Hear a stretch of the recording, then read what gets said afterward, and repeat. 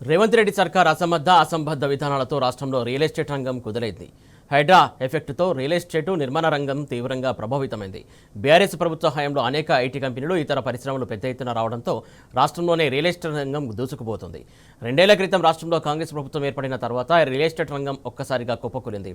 ఎన్నికల అనంతరం పుంజుకుంటుందని భావించినటువంటి real estate వ్యాపారులు ఆర్థిక ఇబ్బందులతో ఆత్మహత్యకు పాల్పడుతున్న ఘటనలు కలకలం రేపుతున్నాయి. వనస్థలిపురం పోలీస్ స్టేషన్ పరిధిలో ఆర్థిక ఇబ్బందులు తట్టుకోలేక ఓ బిల్డర్ భార్య సూసైడ్ చేసుకుంది. కఠినటువంటి భవనాలు అమ్ముడు పోకపోవడంతో మనస్తాపానికి గురై ఉరి పెట్టుకుని ఆత్మహత్య చేసుకుంది. హైదరాబాద్ నగరంలో నానాటికి రియల్ ఎస్టేట్ రంగం కుదేలవ్వడంపై బిల్డర్ అసోసియేషన్ ప్రతినిధులు ఆందోళన వ్యక్తం చేస్తున్నారు. రాష్ట్ర ప్రభుత్వం ఇకనైనా రియల్ ఎస్టేట్ పైన దృష్టి సారించాలని డిమాండ్ చేస్తున్నారు. నగరంలో పెట్టుబడులు రావాలని, అభివృద్ధి చెందాలన్న రియల్ ఎస్టేట్ రంగం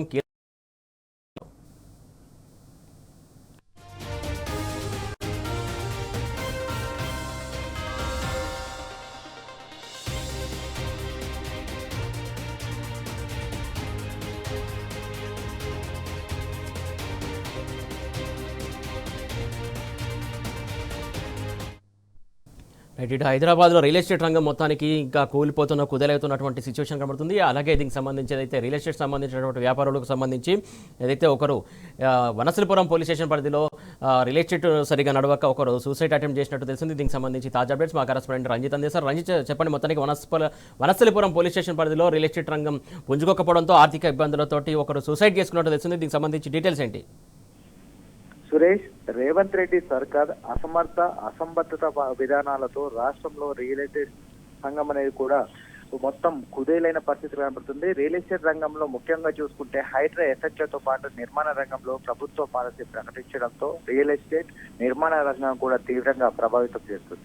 తెలంగాణ ఏర్పడిన నాటి నుంచి నేటి వరకు కూడా అగ్రగామిగా ఉన్నటువంటి రియల్ ఎస్టేట్ వ్యాపారం అనేది కాంగ్రెస్ ప్రభుత్వం ఏర్పడిన 2 సంవత్సరాల్లో కూడా రివర్స్ అయినట్టుగా కూడా కళ్ళ కట్టినట్టుగా కూడా పరిస్థితులు కనబడుతున్నాయి. ముఖ్యంగా చూసుకుంటే గత 2 ఏళ్లుగా రియల్ ఎస్టేట్ వ్యాపారం స్తంభించిపోయింది.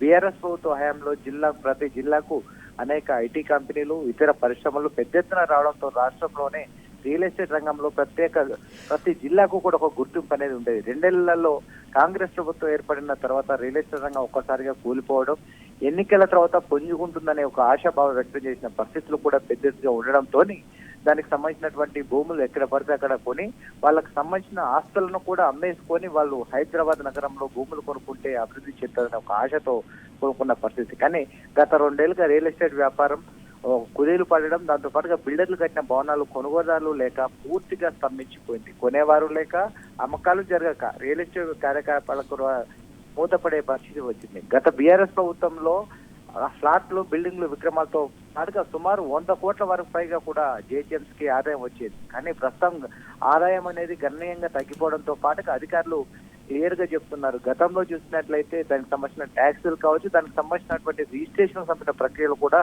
దాదాపు నెలవారీగా 100 కోట్లు వచ్చినైతే ఇప్పుడు గణనీయంగా తగ్గిపోయినట్లుగా కూడా అధికారులు చెప్పిన పరిస్థితి కనిపిస్తుంది.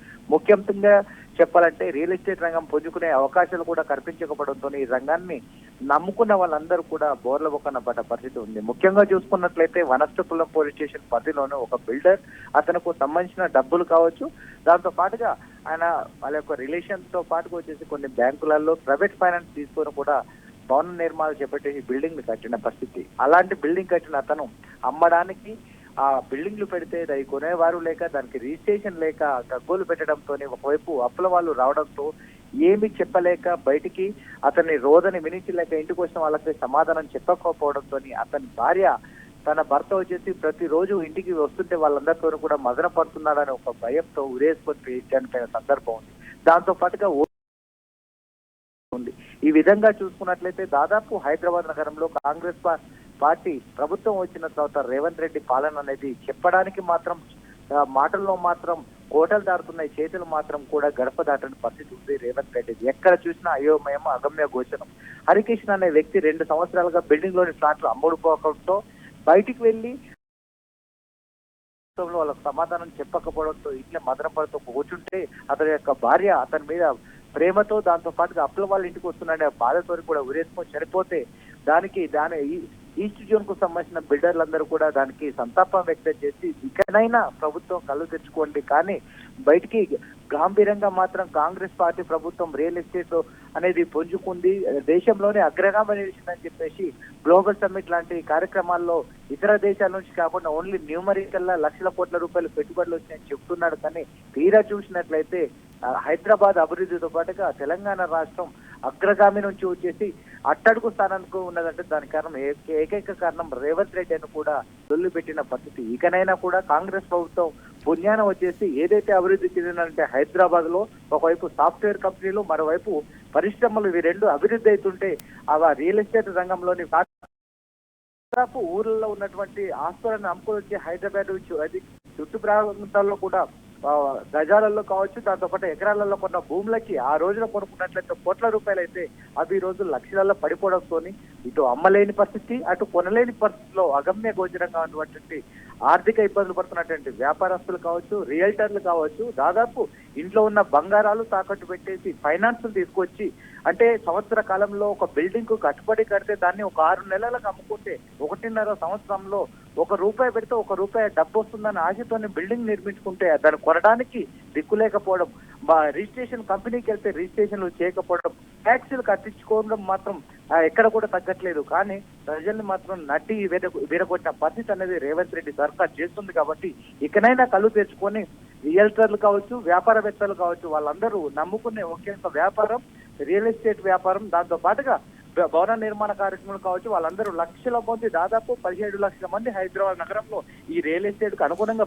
రంజిత్, ఎక్కడికెక్కడ కట్టడాలు మాత్రం విపరీతంగా పెరిగిపోతున్నాయి. ప్రధానంగా ఏదైతే లావాదేవీలు మాత్రం కొనడం కావచ్చు, అమ్మడం మాత్రం కావచ్చు, ఇక్కడ కూడా జరిగినటువంటి పరిస్థితుల మధ్యలో మొత్తానికి స్టక్ అయిపోయిన సిచ్యువేషన్ చూస్తున్నాం. కాకపోతే చాలా స్టార్స్ ఏర్పాటు చేసి రియల్ ఎస్టేట్ వ్యాపారం జరుగుతుంది, చాలా ట్రాన్సాక్షన్ జరుగుతుందని చెప్పేసి చాలా చోట్ల స్టార్స్ ఏర్పాటు చేసి చేస్తున్నటువంటి సిచ్యువేషన్. అంటే ప్రజల్ని మభ్యపెట్టడానికి అనుకోవాలి, అది దేనికోసం అనుకోవాలి? సురేష్, ఏదైతే హైదరాబాద్ నగరం గత 10 సంవత్సరాల్లో చూసుకుంటే 6 నెలల నుంచి 8 నెలల కాలంలో వచ్చేసి చిరు బిల్డర్లు చూసుకుంటే చిన్నపాటి బిల్డర్లు వచ్చేసి 8 నెలల కాలంలో ప్రక్రియను పూర్తి చేస్తే దాదాపు 25 నుంచి 30 టవర్ల దానికి సంబంధించినటువంటి కంపెనీలు కూడా 2-3 సంవత్సరాల టైంలోనే వాళ్ళకి సంబంధించిన ఫ్లాట్లు రిజిస్ట్రేషన్ చేసి వాళ్ళకి హ్యాండ్ ఓవర్ చేసి ఓన్లీ 42 మంత్స్ ఆర్ 72 మంత్స్ ఈ విధంగా ఒక లిమిట్ పెట్టేసి ఆ లిమిట్ లో వాళ్ళకి ఇచ్చి దానికి సంబంధించిన రెవెన్యూ తీసుకోవడం, దాంతో పాటుగా రిజిస్ట్రేషన్ చేసే ప్రక్రియ అనేది గత 10 సంవత్సరాల్లో ఉంది. కానీ రేవంత్ రెడ్డి మాత్రం బయటికి ఎక్కడ కూడా తగ్గకుండా ఖచ్చితంగా హైదరాబాద్ కానీ, దాంతో పాటు తెలంగాణ రాష్ట్రం కానీ రియల్ ఎస్టేట్ వ్యాపారంలో అభివృద్ధిలో అగ్రగామిగా ఉందని చెప్పుకుంటూ పోతున్నాడు. కానీ గతంలో తీసుకొని దానికి సంబంధించిన పర్మిషన్లు తీసుకొని బిల్డింగ్లు కట్టిన వాళ్ళు ఎవరైతే ఉన్నారో వాళ్ళందరూ కూడా రిజిస్ట్రేషన్ లేక, అమ్మకాలు లేక, రోడ్ల మీదకి వచ్చేసి వాళ్ళ పరిస్థితి చెప్పుకోలేక, అప్పుల వాళ్ళ ఇంటికి వస్తుంటే వాళ్ళకు చెప్పడానికి ఆస్కారం లేక చనిపోవడమే తప్పితే ఇవన్నీ కూడా మాటల గారడిగానే రేవంత్ రెడ్డి సర్కార్ నడుస్తుంది తప్పితే ప్రజలకు సేవ చేయడంలో శూన్యమని కూడా ఒకవైపు బిల్డర్లు కావచ్చు, దాంతో పాటుగా వ్యాపార వస్తువులు, దాంతో పాటుగా వచ్చేసి ఏదైతే ప్రజలు ఉన్నారో వాళ్ళందరూ కూడా బాధపడుతున్న సందర్భాలు కనబడుతున్నాయి. Suresh, thank you Ranjith.